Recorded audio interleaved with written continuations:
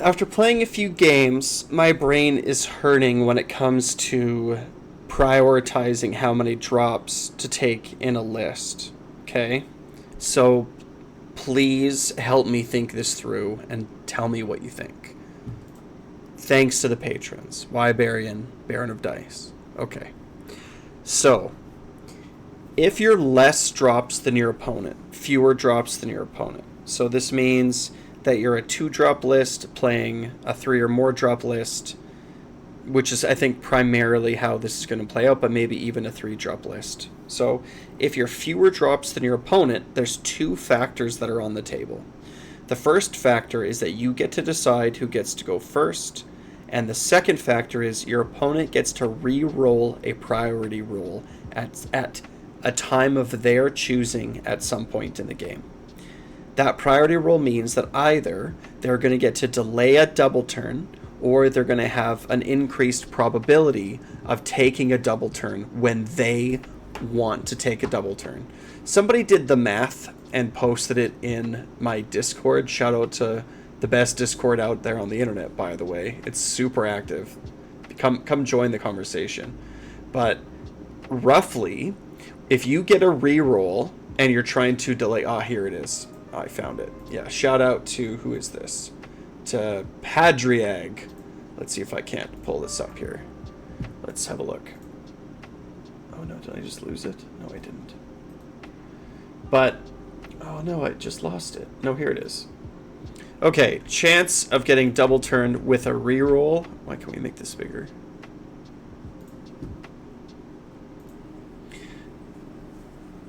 The probability of winning a roll if you have a reroll and if the tie goes to you is very, very high. I believe it's something like 75%. I was looking at the numbers and I couldn't.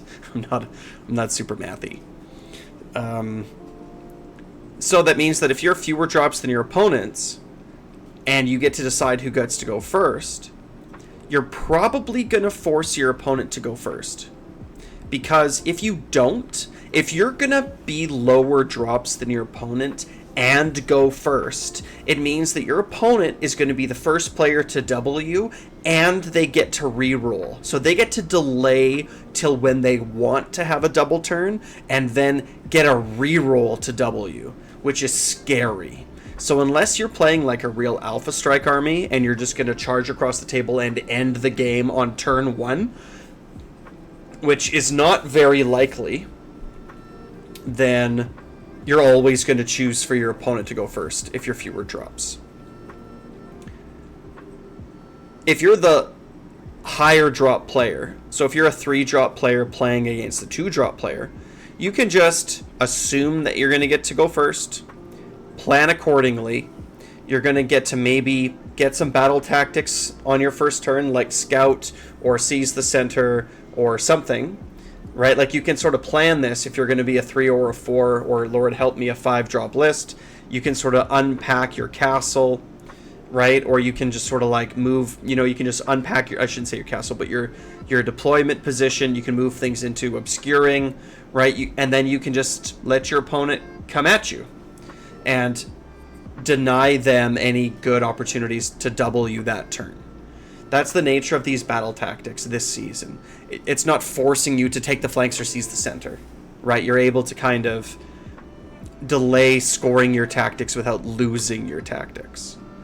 So if you're tied with your opponent, then it's a straight game of dice, right? If you both have 3 drops or 4 drops or 2 drops, then it's just roll to see who goes first. Nobody, and then it's all just based on that one die roll to see who gets to go first, who gets to double first, and all this.